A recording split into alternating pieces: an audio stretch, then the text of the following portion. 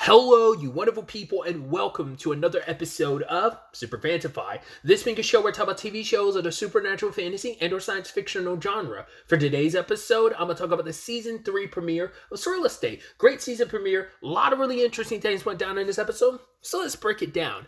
I was shocked by the 3-year time skip, because when they brought that up at first, I was like, wait, am I mishearing that? They're like, no, it's been 3 years in between seasons, and I'm wondering, did they do that just to, keep the show, present day?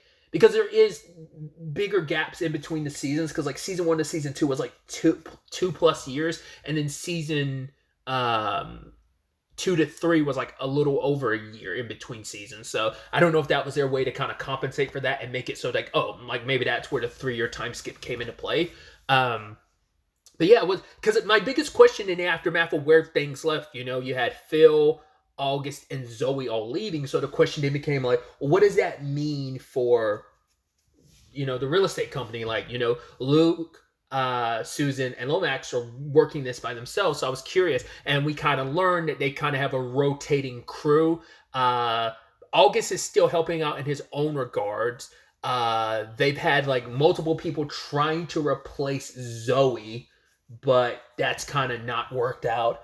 And some people are dope. The most recent person they hired was Roger, who was filling in as Zoe, but also was filling in for Phil as well. So that's why the case at the beginning was a little screwed up, because they were under the assumption this was a married couple and the 100-year anniversary. Person did the wrong research, and it turned out that the woman in this house was out for revenge on the guy because the guy impregnated her and then killed her and stuffed her in a chimney and left her alive, and basically she burned alive inside the chimney. I did think it was interesting, this is supposed to be a lover's thing. I was I figured something was messed up the way she came out the chimney and she was crumbled up like that. I was that seems pretty effed up, because they were she's supposed to come at the top of the stairs, yet she came out crumpled up like a ball from the chimney. And it's she was coming for revenge on the guy who did that to her. So luckily it all worked out. Luckily they ended up getting the guy's ashes. Granted, it ended up being used in a different way. They thought they were reuniting lovers.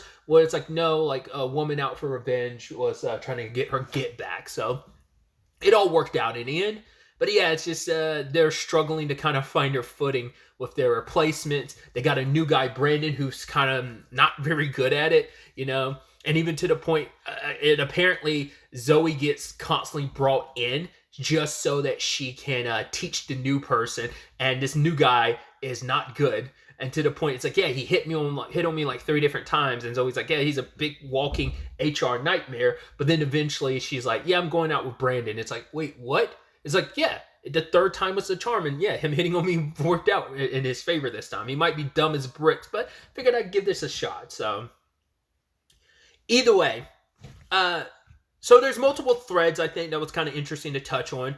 I'll save the main overarching thread for later, but for the case of the episode revolves around a cowboy at a house, and the son sitting, once again, your typical horror trope where it's the kid being yeah, Cowboy Rick. Who's Cowboy Rick? He's my friend. No, Cowboy Rick is real. It's okay, yeah. And once your kid starts talking like that, you're that's not good. That's not good at all. And so the family starts seeing this cowboy, and he's looking for his buckaroo. And you're oh, and they're assuming is he trying to take our child?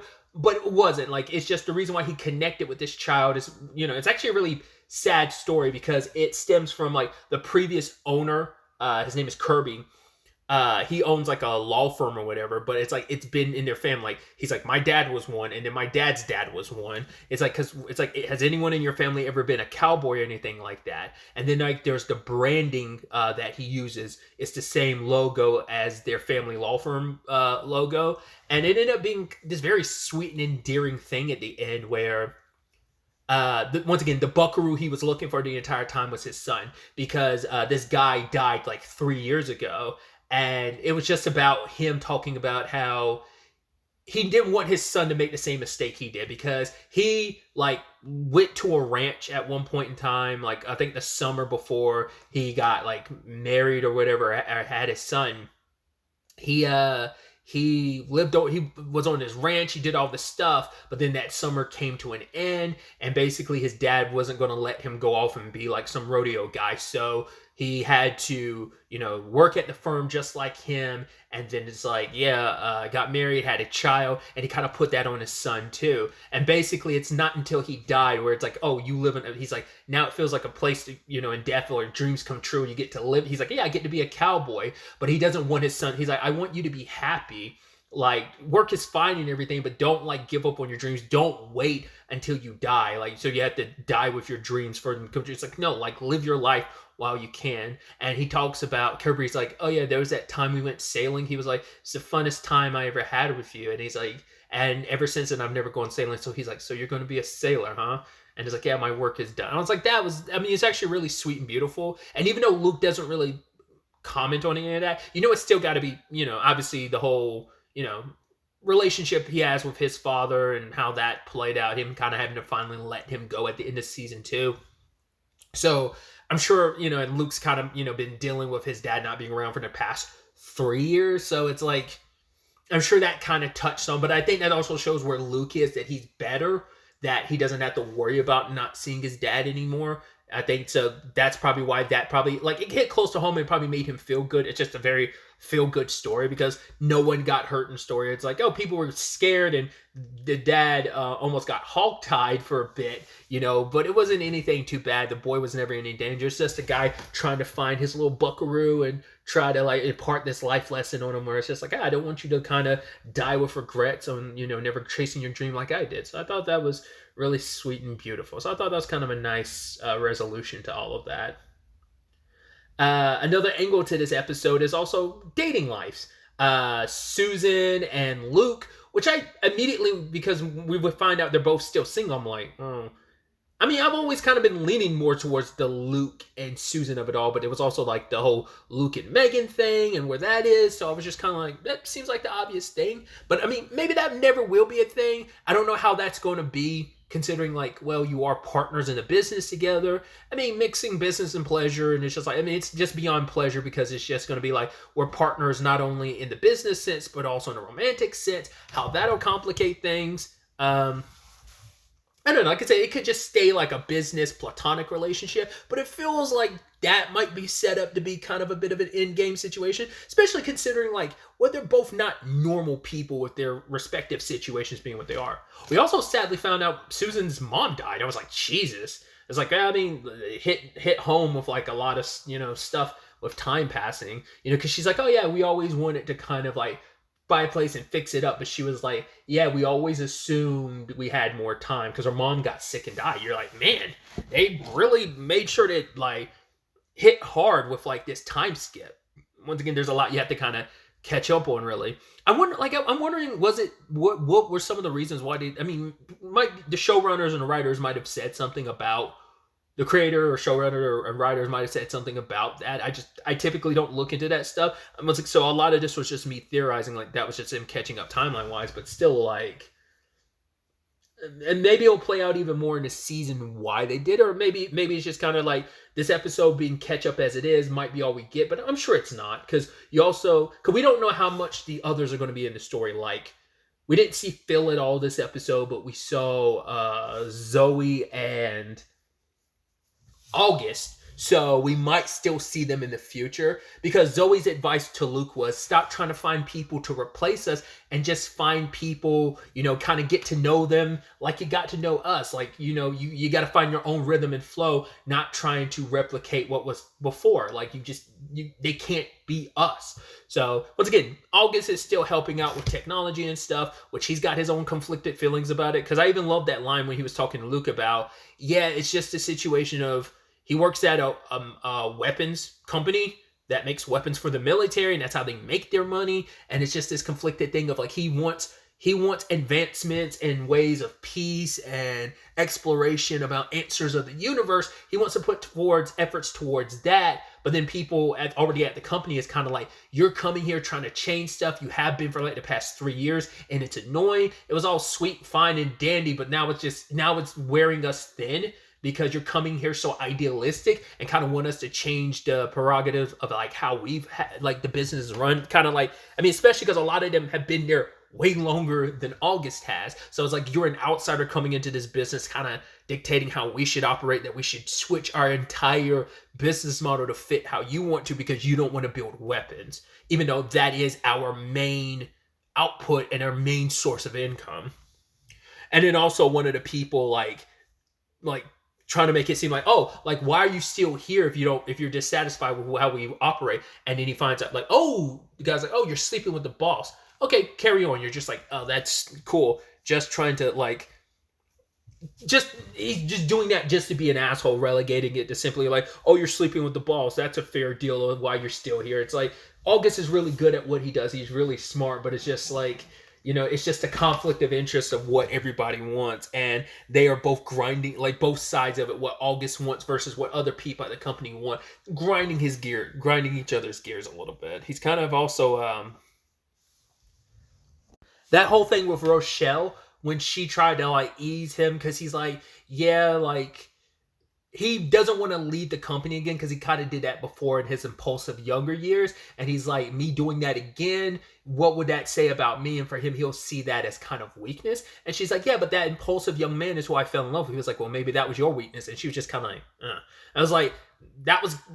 I think August is just so caught up in what he's doing and what he's feeling right now. I personally was like, oh, that's a very shitty thing to say to your partner, but it's like the past 3 years have kind of rubbed him the wrong way. And it's like, no one's keeping you here. You have your own notion of what you want. And once again, you're so stuck in the mud. You're not flexible at all. And I guess in his mind, he sees it as being flexible, but it's a thing of, if you're not happy here, if you're not doing the work you want to, then don't be there. But like, he has his own head in his head of like, well, if I leave again, what does that say about me? And it's just like, it's so interesting how that parallels with like, oh, are you happy where you are at? Which is interesting because August isn't. Zoe actually is. She's like, yeah, it feels like I'm kind of like potentially getting about to be fired every day. Because I thought the storyline they were going to set it was, obviously August is not too happy where he is, but he's trying to make do. And it's just kind of like, that's just going to make things worse for everyone, including Rochelle. But I thought Zoe was going to be in the same boat. But it's like, she's like, no, this is where I belong. Now, she could easily be fronting and life isn't as great as she makes it. But she's like, yeah, there's some bumps in the road, but I feel like this is where I want to be. And she's like, the same thing to you, right? You feel that every day, right, Luke? And Luke's like, not every day. So it seems like that's going to be a part of Luke's story this season, is him feeling stuck. Obviously, I think a lot of changes have happened. So Susan's kind of feeling that. Plus, like, your love life not being where it is. The guy she went on a date with, that kind of was like, she was even like, oh my God, like, my grandpa died. And the guy was like, oh, you're going to finish that? It's like, he wasn't really too concerned. He was very self-absorbed, not really even listening to anything Susan said. Because he was like, yeah, me playing football, it also felt prophecy like it was meant to be. So very self-absorbed dude. So, but yeah, Luke feels so stuck because he feels like everyone else is making advancements. August, Zoe, Phil is out there doing missions for the church. His husband's off doing things. Obviously got to deal with their youngin', who's, as Luke put it, in their terrible twos. Megan is a full-on doctor, ER doctor, and she's dating I forgot what he actually does, but like a dude named Hunter. So life is good in that regard, and they meet up every so often for drinks and whatever that they kind of have scheduled. I even love the whole continuous Lloyd bit. It's like, wait, did you order that? He's like, no, Lloyd just knows. And it's just like, and Lloyd, when he pops up and gives you the drinks, he just gives you this dead stare and then he moves on. I'm like, is that just going to be like, there's got to be a recurring bit that turns into a story beat, right? Maybe not. Maybe it's just going to be a bit the entire season, but I feel like there's always possibilities for that to turn into an actual story thing. So we have that element to it. So, but yeah, like Luke feeling stuck, where it's just like, have I made any advancements? Like, even though it's like, yeah, you got your mojo back last season, business seems to be good, but also it's just a reminder. He's like, yeah, the kids are all grown up and I feel like I'm stuck in place. So trying to figure out, I guess, what's next for him, what he wants out of all of this. On top of that, there's someone from the past who's reared their head. There's a guy named Tyler who gets possessed. Like, the moment he opened up the lockbox, I'm like, oh, it's not good if you're opening it up. And it was like, oh, there's a teddy bear inside. So I'm like, that thing's cursed. Seems like it was more like cursed, possessed, whatever the case may be. But the moment it came out, it's like, oh, Carl. And I was like, why does the name Carl sound familiar? It's like, oh, it's Luke's dad. And now he finds out Luke's dad's dead. But then he looks up Luke because I guess I want because he said little Luke, so he must not have I wonder, is it like an imaginary friend that came to life or something, or was he the spirit or someone that died? And I mean, why was the whole like being imprisoned in a doll situation? Because it sounded like Carl did that, and once again, it was definitely back when he was when Luke was young. If he still looks at look at little Luke, he grew up to sell houses. Gross. So interesting to find out what that history is because he wants payback against Luke. He wanted to pay back against Carl, but he can't get it, so he wants Luke now, which is interesting too when you tie into the thematics of the opening of the episode. Was like that's the opening of the episode, a guy getting possessed looking for Carl, and then also that case that the agency was working on at the beginning where it's like, oh, this woman wanting revenge. So feels like thematically that's all supposed to be kind of parallels to each other in that regard. He's kind of turning that guy's life upside down, just being like, yeah, like he's trying to focus on that. I wonder how that fully works because he's like, Judy, and he's talking to his significant other, Vonda. It's like, oh, I guess like maybe they covered that before, just like hijacking a person's body. I don't know if it's like whatever's possessing him has that special ability of I'm able to kind of immediately like have your memories and stuff. Because I was like, you seem well adjusted and just like, oh yeah, you show up to work and stuff. I'm like, huh, how'd you figure that out? So I guess you're able to just tap into his memories and stuff, like kind of pick up stuff that you need time to time, like when it's relevant. But he's trying to sell his house just so he can get Luke in his vicinity. It'd be interesting if we find out the person that ends up ironically dealing with that case ends up being either Lomax or Susan and not even Luke. But yeah, it's definitely going to be interesting to see where this goes. Obviously, this show returning kind of snuck up on me. I'm getting to this episode late, but I did not realize it was airing until like the week it aired. I was like, wait, it's coming on? And I was actually a day early. I was like, oh, it's supposed to come on tonight. It's like, no, it's supposed to come on tomorrow night. So I was like, oh, like I said, this show. So I've not seen the trailer. Like I said, I wasn't expecting anything. Wouldn't have watched the trailer even if that was the case. Once again, I tried to avoid watching the new seasons of trailers. I just want to go in knowing as little as possible. So I have no idea what to fully expect from this season. But I'm excited to see where this next chapter takes us. Like I said, how much we'll see of our former employees like August, Phil, and Luke.